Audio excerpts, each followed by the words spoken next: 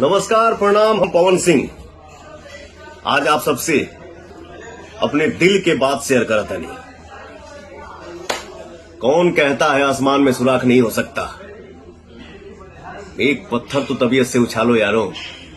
हमारे बड़े भैया भारतीय जनता पार्टी के राष्ट्रीय प्रवक्ता और पूर्व केंद्रीय मंत्री सैयद शहनवाज हुसैन जी ने जब से बिहार के उद्योग मंत्री पद की जिम्मेदारी को संभाले हैं, तब से बिहार में उद्योग की एक अलग ही चर्चा है।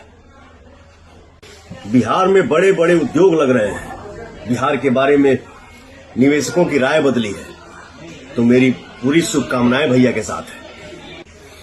हमारे मुख्यमंत्री श्री नीतीश कुमार जी के नेतृत्व में बिहार में उद्योग लगाने वालों को रेड कारपेट वेलकम मिल रहा है और मिलता रहेगा। जय बिहार, जय हिंद, जय भारत।